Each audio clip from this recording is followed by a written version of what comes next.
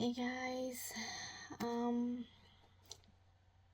my name is Amy and I would like to introduce myself a little bit and talk about my experiences and about my actual life, about everything that happened to me these past 2-3 years.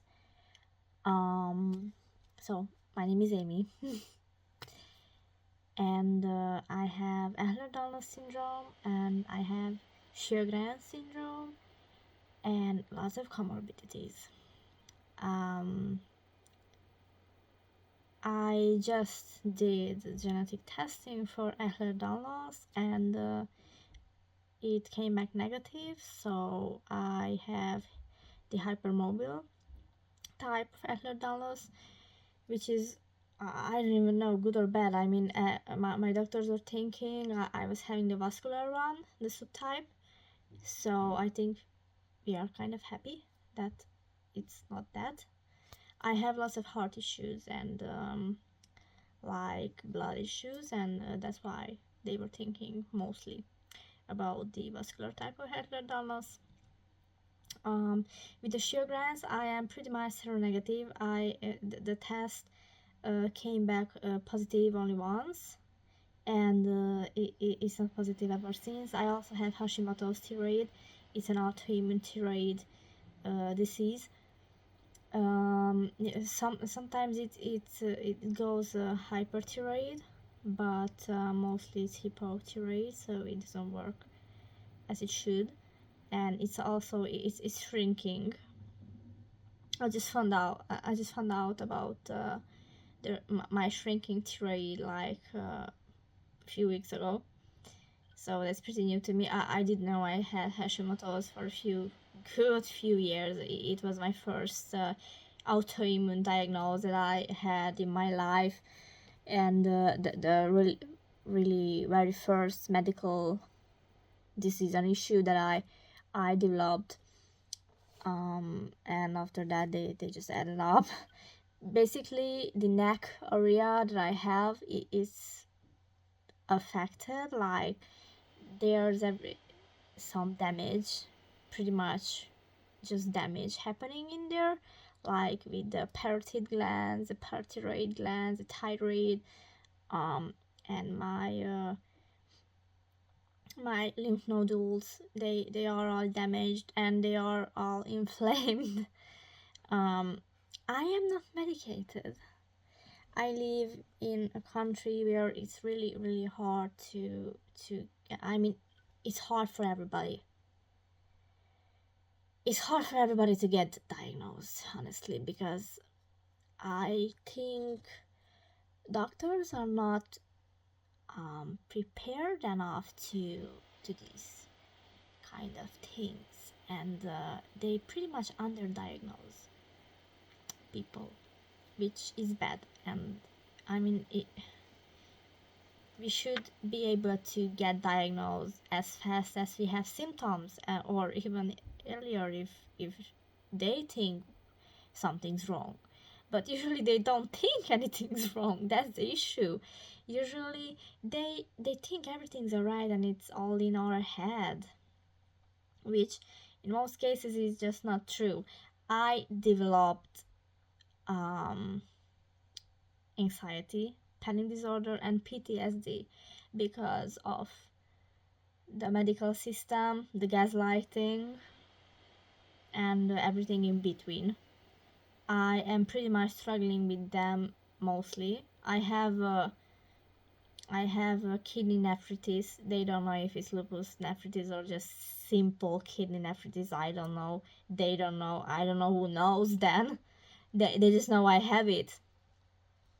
And a lot of issues, like I have a mitral valve prolapse, which is already a mitral valve insufficiency, and another valve insufficiency in my heart. I have a tachycardia, really bad one actually. I have POTS. Who doesn't have that with Ehlers-Danlos, honestly?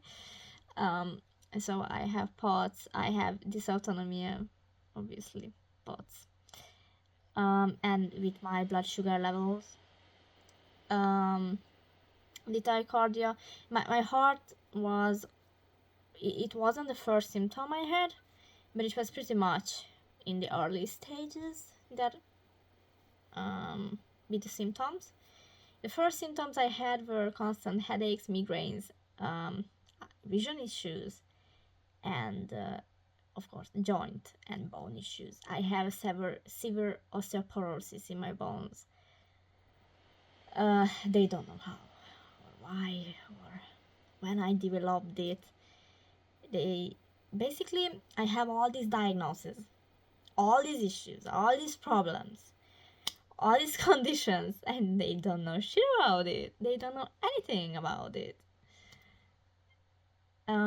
I did go through some type of treatment plans. They failed because I have MCAS too, and I pretty much developed allergies to the treatments, most of them, or they just didn't work with my heart well, or they gave me extreme anxiety and akathisia, so it just wasn't good and I didn't tolerate it.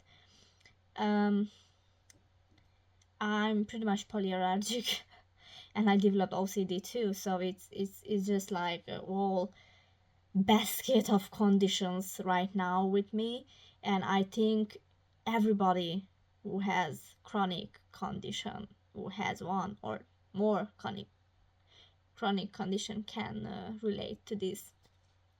I think we pretty much they pretty much like resolve our quality of life with one way or the other way. At least they resolve mine. I have lost my quality of life for a year. I was bedridden. It was a hard year. It was difficult, and I still struggle.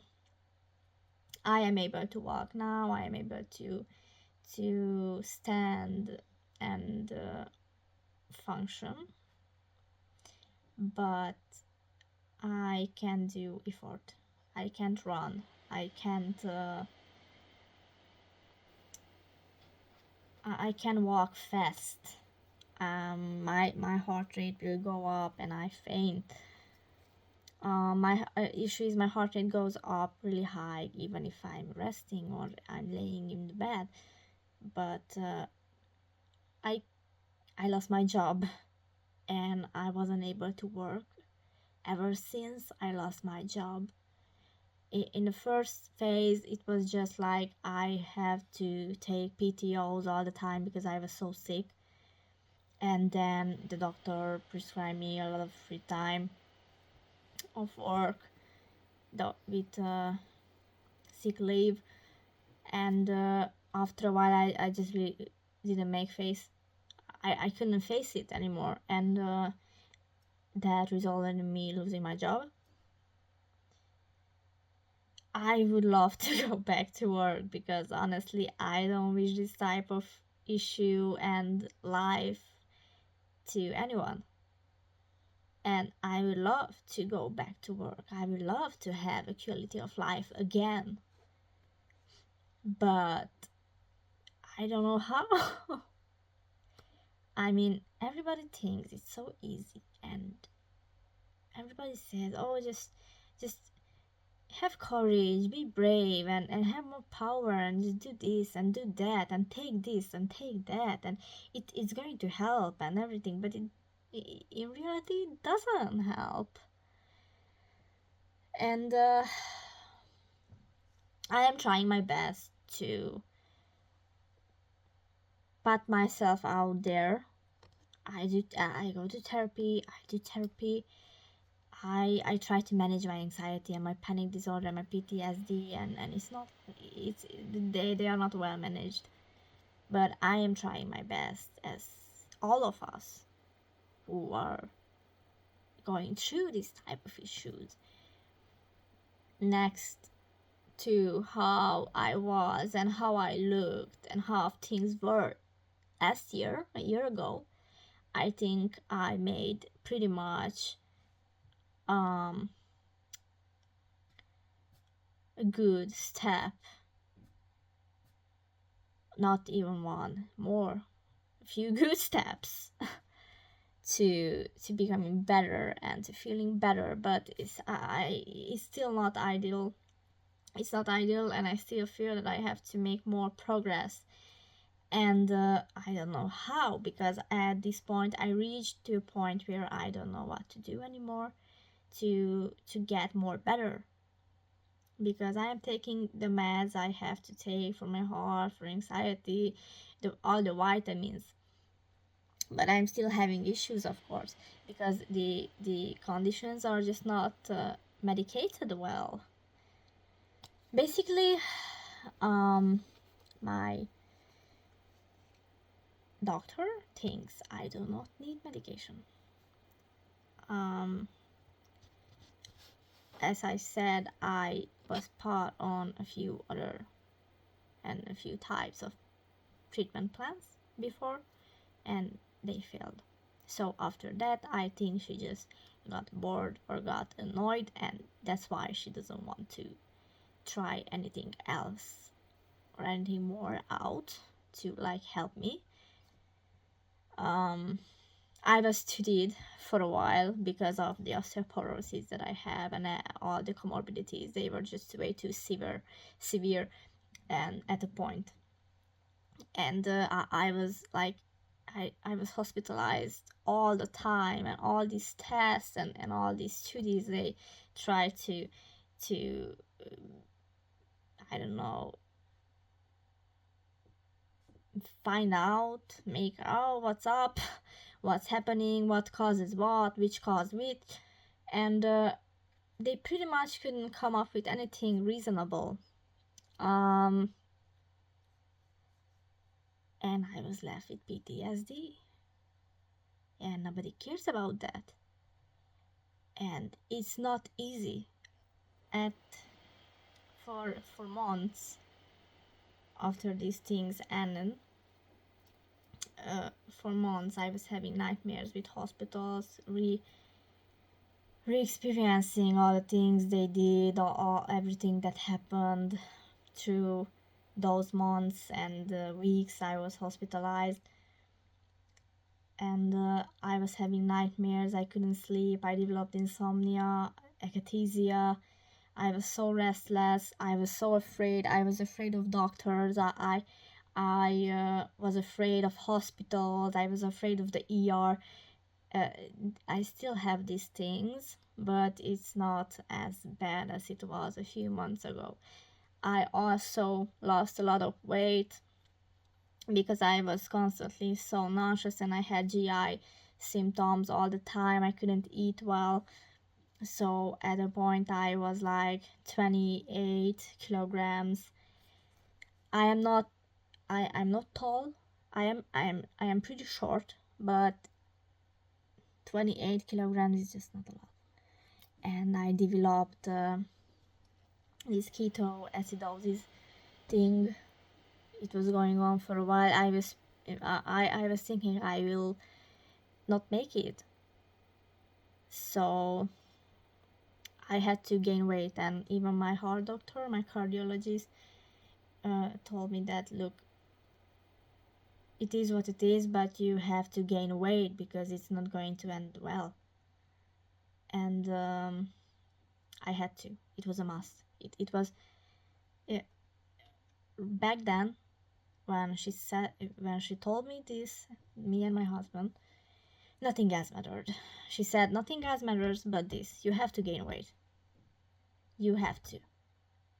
And after that, after you gain weight, we will see the other things too. But first thing, you have to gain weight. And I gained weight.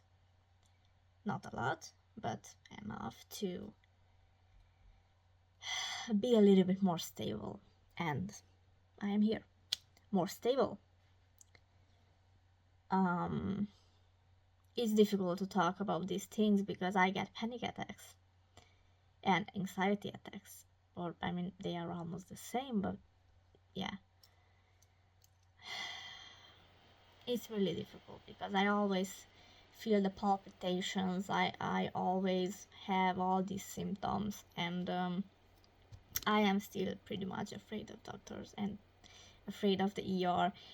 As I said, I developed OCD. I wash my hands all the time. I'm afraid I get sick, and what if I get sick? I have to go to the hospital. I have to go to a doctor, and then I spiral down on these thoughts, and it's not healthy. Therapy helps, but it's still not ideal. I still haven't gained back my quality of life, and I want to, because I am still young. I am 28 years old right now, and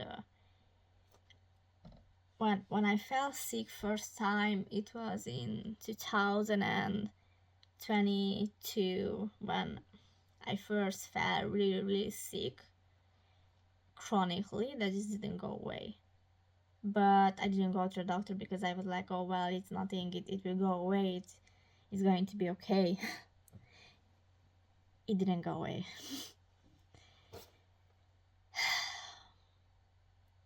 It's difficult, and I don't even know. I would like to use this channel to talk about these things, to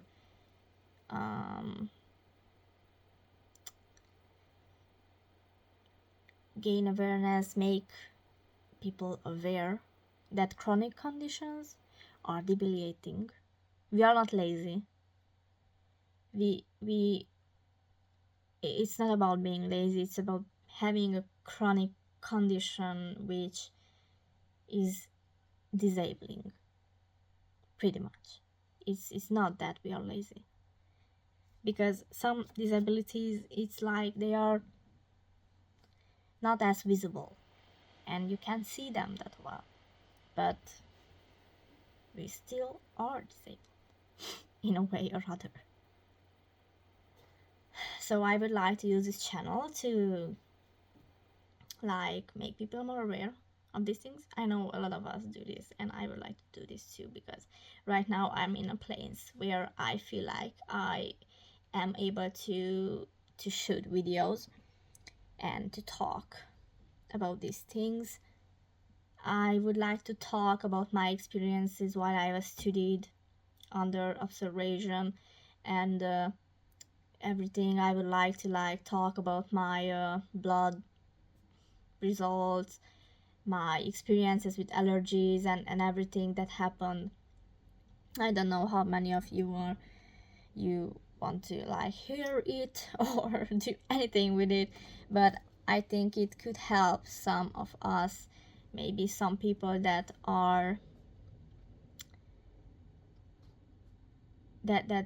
few of you that doesn't have a diagnosis yet. I know it's really hard to get diagnosed with Ehlers-Danlos or with any type of autoimmune condition, because the criteria is pretty strict, and the doctors, they don't listen to us. They don't like and don't want to listen to us. Of course, there are doctors that will do, but you have to search. You have to advocate for yourself, and you have to find these doctors. And it's not easy. If I would say how much money I spent going to doctors and changing doctors, because either they didn't believe me, either they were thinking it's not so serious, either they were like, look, other people have issues too, you don't have that much issues, you're all right, what do you want? There were doctors that didn't say it's like, why did you come, but it sounded like they asked, why am I even here? I am too young to be sick. So it's not easy, and the thing is that you have to advocate for yourself, and it's not going to be easy, but it's not impossible. That's the thing. And I hope thing is that it's not impossible. It can give hope to people to keep and pursue if they feel that something is not all right and something is going on. I hope they have the power and the courage to go and advocate for themselves and to get diagnosed and to see what the issue is, because it's important. There are a lot of conditions that have treatments and you can function with treatments. I don't know if I could function better if I was under treatment. I think I would be able to, but I am not sure. I have tried a few, as I said, and they didn't end up too well. So I don't have that much of hope anymore in treatments. But I still have, because like these things are, there's always something new, and there are trials for new treatments for sjogrens, for example, which is fascinating. And I know that sjogrens, by the way, is pretty much underrated because it can give lots of issues that many doctors and many people just won't admit, and it can be serious. And seronegative sjogrens can be just as serious as seropositive sjogrens. So there are things and things. But I think for now and for introduction, this is pretty much it. I would like to make videos about things, and I even would like to make videos like vlogs. And I mean, I rarely go outside of the house. I do walks because I can, and I love walks, but I rarely go out in between too many people because I don't feel well. But I love thrift shopping, and I was thinking I could make thrift shopping videos when I go thrifting. And I was thinking about these type of vlogs and just making these videos and uploading it and see where it goes. So yeah, pretty much this was it. I am happy if anyone listened to this and watched this. And yeah, this was Amy. Struggling and trying to make the best out of what it is. Bye.